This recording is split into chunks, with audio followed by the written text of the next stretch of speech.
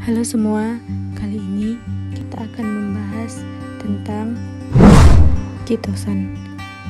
Apa sih kitosan?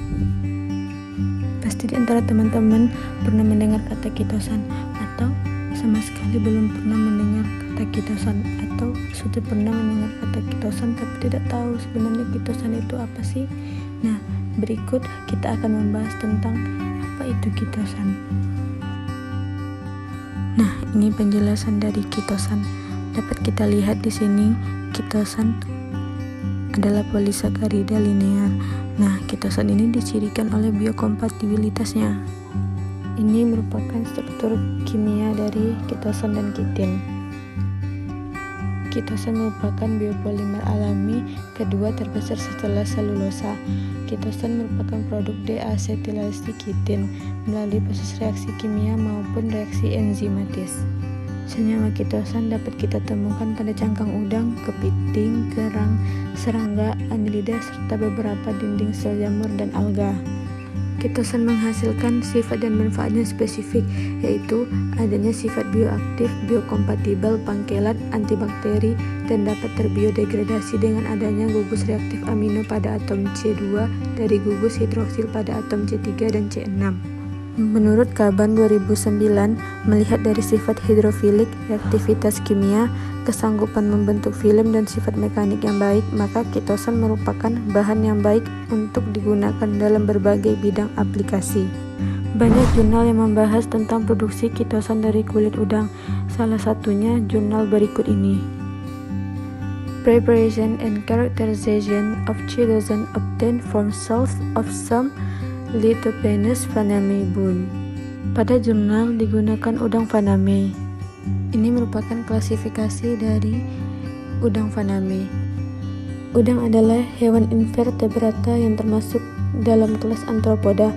Isi kulit udang secara umum dapat dibagi menjadi beberapa komponen seperti protein, kitin, dan konstituen lainnya seperti lemak tak larut dan protein yang dapat dicerna.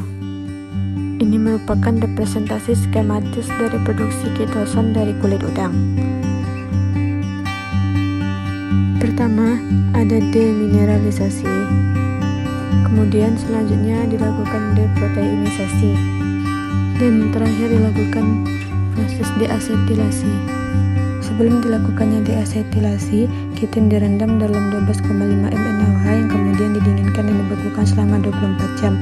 Lalu, kitosan yang diperoleh akan dikarakterisasi menggunakan scanning elektron mikroskopi, Fourier transform infrared spektroskopi, UV diffraksi sinar X, dan psikometri. Berikut hasilnya.